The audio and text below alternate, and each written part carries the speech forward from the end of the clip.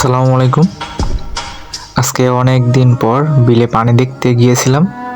আসলে পাট কাটা ধোয়ার পর বিলে আর যাওয়া হয়ে ওঠেনি, তাই গিয়েছিলাম পানি দেখার জন্য যে পানি কতটুকু কমলো বা বাড়লো। সাথে করে আমার দুই ছোট ভাইকে নিয়ে গেলাম। তাদের নাম রিপন আর সজীব।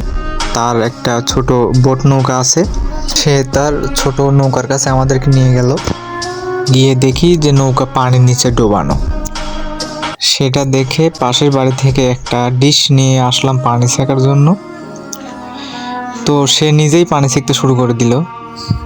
সে বলল আমি একাই সেচে শেষ করে ফেলবো। তার পাশে আবার প্রচুর কারেন্ট, কিন্তু কপাল খারাপ হলে যা হয় আর কি। পানি যখন সে সেচে কমিয়ে ফেলছে, কিন্তু তখনই আবার পানি বোটের মধ্যে উঠে ভরে যাচ্ছে। কি আর করা, সে আবারও পুরো দমে চেষ্টা করতে লাগলো। তার চেষ্টার কোনো কমতি ছিল না। তো এটা দেখার পরে আমরা অনুমান করলাম যে হয়তোবা বোটের ভিতরে ছিদ্র আছে, সেজন্য সে হাত দিয়ে দেখতে লাগলো যে আসলে ছিদ্র কয়টা আছে। তো এক পর্যায়ে দেখা গেল যে একটা ছিদ্র আছে, সেটা দিয়ে পানি অল্প অল্প উঠছে। সে আবারও সেচতে লাগলো যে হয়তোবা কাদা দিয়ে ছিদ্র বন্ধ করে দিলে পানি আর উঠবে না। কিন্তু পানি যখনই সেচতে সেচতে শেষের দিকে প্রায়, তখন আমরা দেখলাম যে না, আসলে ছিদ্র একটা না, অনেক কয়টা ছিদ্র আছে বোটের মধ্যে।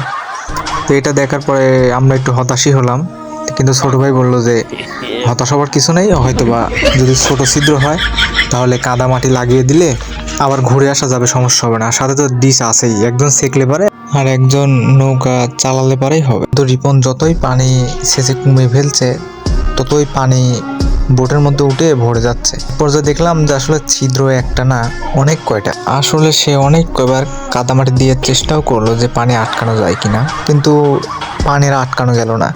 পরে শেষ পর্যায়ে কোনো উপায় না পেয়ে তার বোট সে আবার পানির নিচে ডুবিয়ে দিল, আর আমরা একরাশ হতাশা নিয়ে বাড়ির দিকে চলে এলাম।